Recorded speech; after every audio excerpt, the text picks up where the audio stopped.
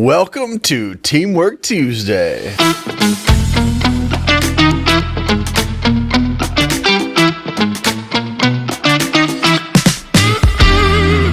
Where we offer leadership insights and practical tools so that you can live out your faith in ministry on a daily basis. And we are all in ministry on a daily basis. So today we're going to talk about knowing yourself before you go out and do ministry. So Johnny, why do you think knowing yourself is such an important part of doing ministry?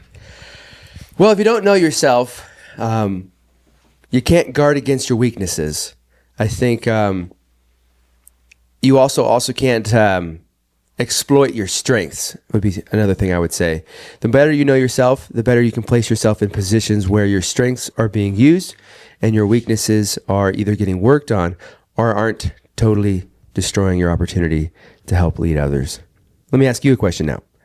What are common mistakes leaders or team members make when starting something new?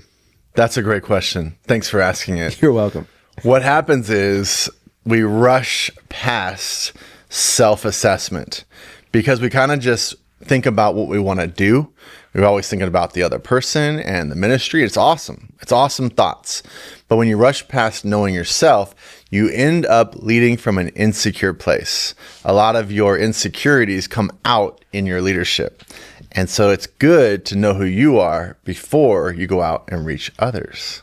So Johnny, let me ask you, what are some of the tools that we can use to do some self-assessments?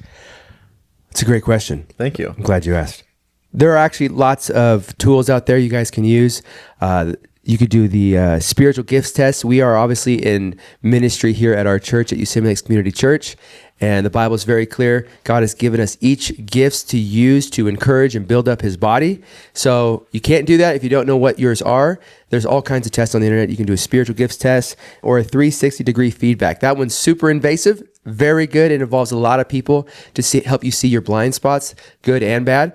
And so there's no shortage of ways that you can find out more about yourself as a leader with today's technology and the internet. So let me ask you a question. Okay. Why is feedback from others on your team so valuable?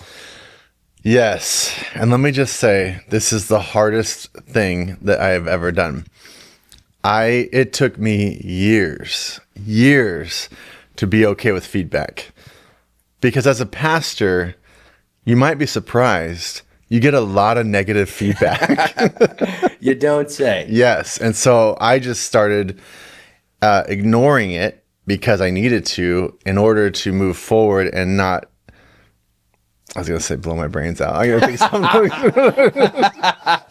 something. Be paralyzed. Yeah. And not be paralyzed or give up. And I thought about giving up quite a bit.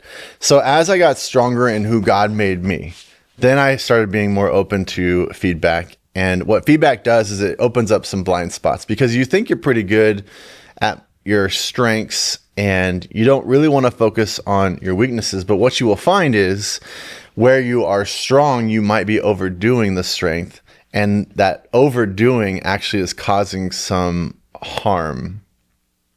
So doing a self-assessment really opens your eyes to blind spots as a leader. So let me ask you this. Okay. Once we have these assessments, you have done the spiritual gift test, you have done some kind of personality test, maybe you did the 360. A 360 is kind of difficult because you have to have people who are coworkers putting in insight, you have to have a leader above you putting in insight, and then people you oversee giving you insight. And so if we're just talking about volunteer ministry on a weekly basis, you may not have all that. Right. But if by chance you have all of this, what do you do next? So we're talking about leadership in a team context. So this is where the rubber meets the road. You have to bring it to the team and start to really talk about it, finding out your team's perspective of it, affirming or critiquing, like you said, really inviting in what our culture kind of deems as hard conversations, but this is where we grow. And so as you share your results with your team, they might say, yeah, man, that's exactly who you are. I didn't have language for that now, but you are totally what are they like? 3V wing one or something, like whatever those things are. Yeah. And then now people are like, no, okay, this is where Pastor David's gifted at. This is where maybe we should like ask him to step into these things, or they affirm like, yeah, you're really not great at, whatever organization.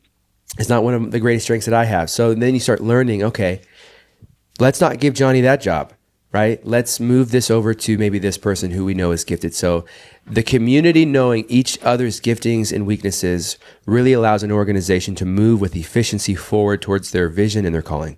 So that's all the time we have for today for Teamwork Tuesday. So Pastor David, if they want to learn more, where can they go?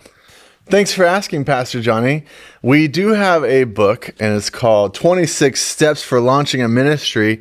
It's available in our Connections Cafe or online.